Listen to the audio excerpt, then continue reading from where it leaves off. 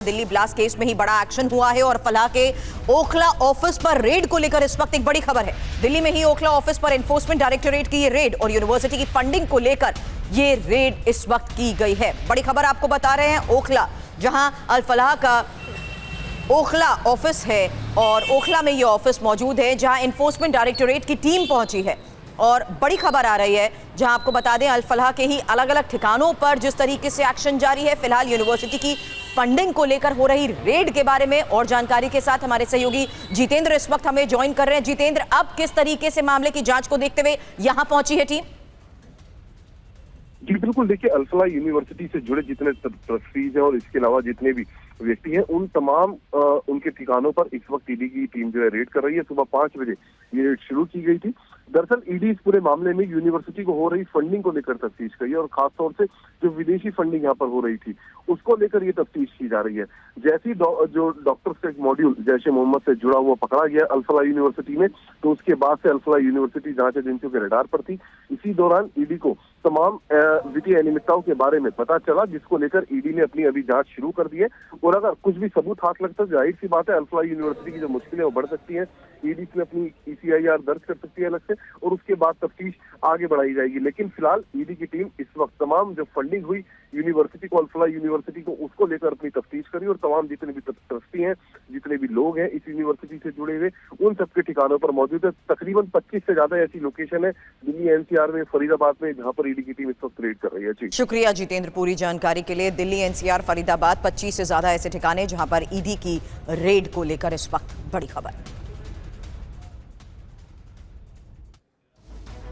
और दिल्ली में हमास जैसे अटैक की साजिश का पर्दाफाश हुआ है। एक और बड़ी जानकारी, ब्लास्ट केस में NIA ने एक और आतंकी को पकड़ लिया है। मॉडिफाइड ड्रोन बम बनाने में मदद करने का आरोप है इस पर। अनंतनाग का रहने वाला है जसीर बिलाल वानी उर्फ दानिश को जिम्मेदारी सौंपी गई थी मॉडिफाइड ड्रोन बनाने की, मॉडिफाइड बम तैयार करने की, कार ब्लास्ट के बाद रॉकेट बनाने की तैयारी भी थी। तो टेक्निकली सपोर्ट का काम कर रहा था। NIA ने इसे पकड़ लिया है।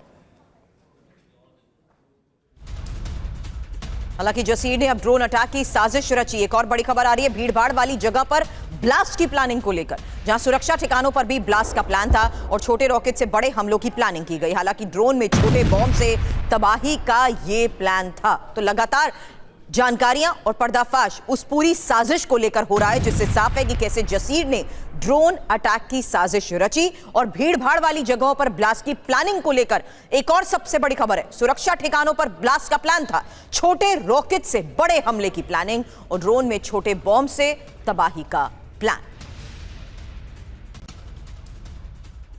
और श्रीनगर से जसीर वानी को दिल्ली लाई है NIA की टीम। लगातार पूछताछ हो रही है। आज कोर्ट में होगी जसीर वानी की पेशी। पटियाला हाउस की स्पेशल NIA कोर्ट में पेश किया जाएगा।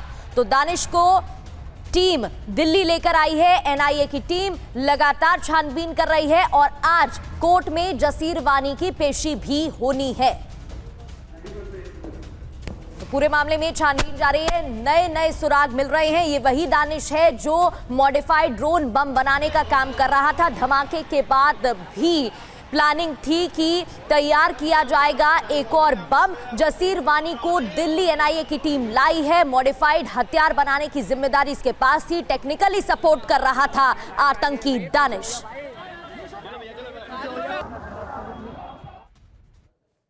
केंद्रीय गृह मंत्री अमित शाह ने कहा है कि दिल्ली धमाके के दोषियों को पाताल से भी ढूंढ निकालेंगे। और इस बीच NIA ने लाल किले ब्लास्ट केस में एक और गिरफ्तारी की है। फरीदाबाद में अमित शाह ने उत्तरी क्षेत्रीय परिषद की बैठक में कहा कि मोदी सरकार आतंकवाद को जड़ से खत्म करने के लिए प्रतिबद्ध है। उन्होंने कहा कि मोदी सरकार के अब तक के ट्रैक रिकॉर्ड के मुताबिक दिल्ली बम विस्फोट के दोषियों को पाताल से भी ढूंढकर निकाला जाएगा और देश के कानून के शिकंजे में लाया जाएगा ताकि दोषियों को सख्त से सख्त सजा दी जा सके। इस बीच NIA ने लाल किले ब्लास्ट केस में एक और अभियुक्त को गिरफ्तार किया है। NIA ने जसीर बिलाल वानी उर्फ दानिश को जम्मू कश्मीर के श्रीनगर से गिरफ्तार किया है। दानिश मुख्य आतंकी उमर के साथ मिलकर दिल्ली ब्लास्ट की साजिश में शामिल था। दानिश ने ही केस में बम फिट करने में आतंकी डॉक्टर उमर की मदद की थी। दानिश ड्रोन में बदलाव करके उन्हें हमलों के लिए तैयार करने और रॉकेट बनाने जैसे तकनीकी कामों में मदद करता था। दानिश अनंतनाग जिले के कांजीगुंड इलाके का रहने वाला है। दानिश को एनआईए की टीम दिल्ली लेकर पहुंची है। आज पटियाला हाउस कोर्ट में उसे पेश किया जाएगा। दिल्ली ब्लास्ट को अंजाम देने वाले जैश आतंकी उमर को लेकर एक नई खबर सामने आई है। अब तक की जांच से सुरक्षा एजेंसियों को लगता है कि आतंकी उमर एक शू बॉम्बर हो सकता है। जांच एजेंसियों को ब्लास्ट स्पॉट से आतंकी उमर की i20 कार में ड्राइविंग सीट के नीचे से राइट फ्रंट टायर से एक शूज बरामद हुआ है। इस शूज में एक मेटल नुमा सब्सटेंस मिला है। माना जा रहा है कि इसी से लाल किला ब्लास्ट को अंजाम दिया गया था। दिल्ली ब्लास्ट में अमोनियम नाइट्रेट के साथ TATP एक्सप्लोजिव का भी इस्तेमाल किया गया था। TATP के ट्रेसेस ब्लास्ट स्पॉट पर टायर और शूज से भी बरामद किए गए हैं।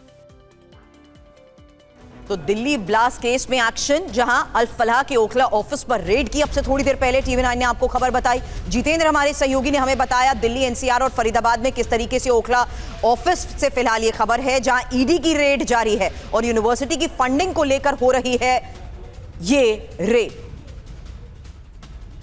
पुनीत हमारे सहयोगी इस वक्त हमें सीधे तस्वीरों के साथ ज्वाइन कर चुके हैं। संभव हो तो क्या सीधी तस्वीरें इस वक्त दिखा पाएंगे आप पुनीत, और क्या जानकारी किस तरीके से मामले की इन्वेस्टिगेशन को देखते हुए इस वक्त दिल्ली की ओखला ऑफिस पर ईडी की टीम पहुंची है?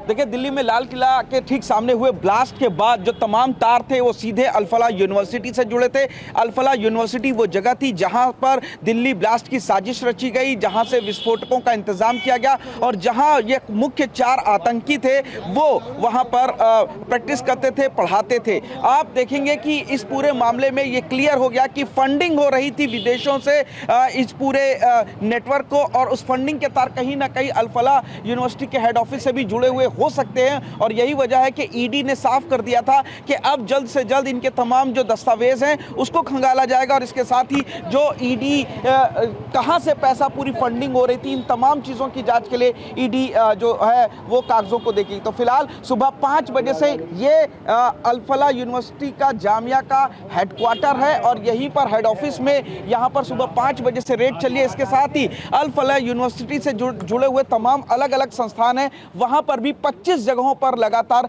रेड चली है। सामने आपके तस्वीर है कि किस तरीके से जो अधिकारी हैं, जो पुलिसकर्मी हैं, जो पैरामिलिट्री फोर्सेस है, उसको भी यहाँ पर तैनात कर दिया गया है। फिलहाल गाड़ियां आपको ईडी की अंदर दफ्तर के नजर आ रही है। तो सुबह 5 बजे से अलग अलग जगहों पर ये रेड है, 25 जगह वो इस वक्त जारी है और तमाम दस्तावेज जो हैं उनको इस वक्त इकट्ठा किया जा रहा। 20 लाख रुपए की फंडिंग की गई थी शाहीन शाहिदा को, और उसने जो विस्फोटक इस्तेमाल करने के लिए इन पैसों का इंतजाम किया था। इसके अलावा जो 2 गाड़ियां थी वो भी खरीदी गई थी। तो ये तमाम जो पैसा है वो कहां से आया, फंडिंग किस तरीके से हो रही थी और यूनिवर्सिटी किन चीजों पर इनमें शामिल है, तमाम चीजों की जानकारी के लिए फिलहाल जो ईडी की रेड है वो इस वक्त अल फलाह यूनिवर्सिटी में जारी है। विदेश से भी तार जुड़ते हुए नजर आए फंडिंग को लेकर, क्योंकि शाहीन भी कई बार विदेश जा चुकी है, 3 बार पाकिस्तान भी जा चुकी है, थाईलैंड भी जा चुकी है। अब जब यहाँ रेड हुई है तो इस बारे में कोई अपडेट? बिल्कुल, देखिए, पाकिस्तान, टर्की और इसके अलावा बांग्लादेश से तार जुड़ते हुए नजर आ रहे हैं और ये साफ हो चुका था कि शाहीन शाहिदा को मोटी फंडिंग की जा रही है। कई बैंक अकाउंट्स मिले हैं उसके, जो लखनऊ में, दिल्ली में और कानपुर में हैं, और वो पैसा उन्हीं में आता था। इसके अलावा यूनिवर्सिटी से किस तरीके से जो यूनिवर्सिटी का पैसा था ये कहां से आता था और किस तरीके से फंडिंग की जा रही है, ये जो तमाम सवाल है वो इस वक्त जांच के घेरे में। और दिल्ली के जो 2 बैंक खाते हैं, कानपुर के जो 2 बैंक खाते हैं, उन पर भी अब जो एजेंसीज है उनकी नजर है। NIA पूरे मामले में जांच कर रही है। 2 लोगों की गिरफ्तारी अभी तक हो चुकी है जो 2 मुख्य आतंकी हैं, और अब ईडी यानी कि पैसे की फंडिंग कहां चल रही थी, किस तरीके से दिल्ली में ब्लास्ट की योजना बनाने के बाद इसी दिल्ली ब्लास्ट को लेकर डॉक्टर शाहीन की करोड़ों की फंडिंग को लेकर कई पर्दाफाश हो चुके हैं।